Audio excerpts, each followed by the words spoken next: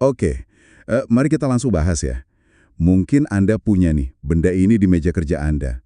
Kayak selembar plastik gitu, warnanya pucat, terus penuh lubang-lubang kecil. Namanya solderless breadboard. Wah, ini populer banget dan penting lah kalau Anda baru mulai mainan elektronik. Ibaratnya kayak talenan buat koki, gitu. Nah, di pembahasan kali ini kita mau bedah tuntas si breadboard ini. Kita pakai panduan Breadboards for Beginners dari Adafruit sebagai acuan. Kita lihat nanti kenapa namanya unik gitu. Terus cara kerjanya gimana, sama tips-tips penting biar pakainya makin jago. Iya, dan soal nama itu menarik loh, beneran dari papan roti. Jadi dulu sebelum tahun 70-an gitu ya, para insinyur atau penghobi itu kadang ya ngerakit prototipe awal, itu beneran komponennya dipaku atau dipasang ke papan kayu, kadang ya papan buat motong roti itu. Oh, jadi beneran dari papan roti ya? Hah, unik juga. Betul. Terus ada juga sih teknik lain kayak wire wrapping, itu ngelilit-lilit kawat tipis ke pin khusus, tapi agak ribet ya, dan hasilnya semi permanen. Nah, terobosannya itu datang tahun 1971. Ada namanya Ronald J. Portugal. Dia yang nyiptain breadboard tanpa solder yang kita kenal sekarang. Wah, ini lompatan besar sih, bikin prototipnya jadi gampang banget. Oke, sejarahnya menarik ya. Tapi gimana sih cara kerjanya di dalam plastik itu? Kok bisa kita nyambungin komponen tanpa nyolder? Jadi gini, di dalamnya itu ada deretan klip logam kecil-kecil. Klip logam ya? Iya, pas Anda tancepin kaki komponen atau ujung kabel jumper, nah klip ini yang jepit. Terus yang penting, klip ini juga nyambungin secara listrik semua lubang di satu baris pendek yang sama. Biasanya kan ada 5 lubang tuh per baris di tengah. Jadi komponen yang kakinya di baris yang sama, ya otomatis nyambung. Ah, oke. Jadi klip logam di dalam itu kuncinya ya? Itu yang bikin nyambung.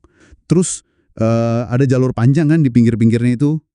Betul, itu namanya rel daya atau power rails. Biasanya ada 2 jalur di tiap sisi.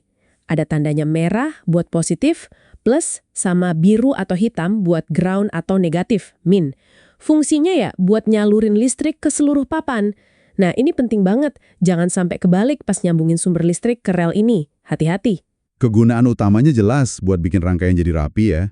Jauh lebih enak dilihat daripada pakai kabel capit buaya yang, wah, semrawut gitu.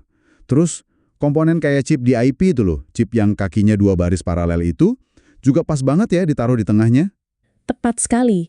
Itu celah tengah memang sengaja didesain biar kaki-kaki chip di IP masuk ke baris yang beda di sisi kiri dan kanannya. Jadi nggak korslet antar kakinya. Nah, kalau mau nyambungin antar baris yang beda, atau dari komponen ke rel daya tadi, kita kan perlu jumper wire ya. Itu ada 2 macam kan biasanya? Iya betul. Anda bisa bikin sendiri sih. Pakai kawat inti padat, solid core itu, ukuran 22 AWJ. Itu ukuran standar. Cukup kaku buat masuk lubang breadboard, tapi masih gampang dibengkokin. Perlu alat pengupas kawat tapi ya. Atau cara yang lebih praktis ya, beli aja jumper wire yang udah jadi. Banyak kok dijual, macam-macam panjangnya, warnanya juga beda-beda. Ini membantu banget buat ngatur rangkaian yang agak rumit. Soal warna itu ada tips khusus nggak? Nah, ini bagusnya sih konsisten.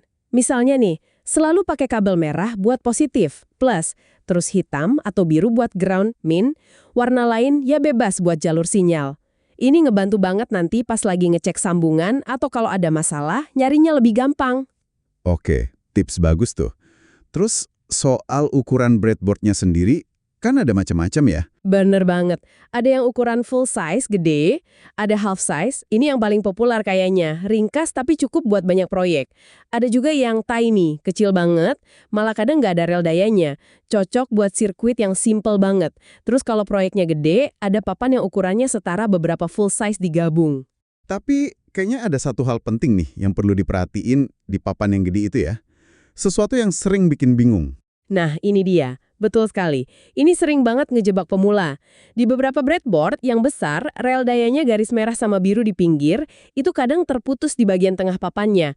Jadi, perhatiin deh garisnya. Kalau ada celah atau jeda gitu, itu artinya listriknya nggak nyambung dari ujung ke ujung.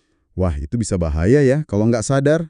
Selain lihat garisnya, ada cara lain buat mastiin nggak sih? Cara paling pasti ya, kalau ragu, pakai multimeter. Setel ke mode kontinuitas, terus cek aja ada sambungan listrik nggak antara bagian atas sama bawah rel daya itu. Kalau ternyata putus, Dan Anda butuh listrik sepanjang rel itu, ya harus disambung manual pakai kabel jumper pendek. Oke, dicatat. Ada tips penting lainnya nggak buat pakai breadboard? Ada nih, seringkali bagus kalau kita nyambungin rel daya di kedua sisi papan. Terutama yang ground, sambungin aja pakai jumper. Biar potensial groundnya sama di seluruh papan. Oh ya, nambahin kapasitor di rel daya juga bisa bantu. Biasanya sih kombinasi ya, kapasitor elektrolit sekitar 10-100 mikrofarad buat nanganin lonjakan arus, sama kapasitor keramik kecil 0,1-1 mikrofarad buat nyaring noise frekuensi tinggi. Pasang antara rel positif sama negatif. Ini bikin tegangan lebih stabil. Oke, jadi kalau kita rangkum nih ya, breadboard ini bukan cuma plastik bolong-bolong biasa. Ini alat prototipe yang cerdas. Sejarahnya unik, cara kerjanya pakai klip logam itu efektif banget. Tapi ada beberapa hal yang perlu diwaspadai juga, kayak rel daya yang mungkin kepotong tadi. Betul. Paham soal ini bakal bikin pengalaman Anda ngerakit elektronik pertama kali jadi lebih mulus, lebih rapi. Enaknya kan gampang dibongkar pasang ya, jadi nggak perlu takut salah. Misalnya bikin lampu kedip, terus nggak nyala.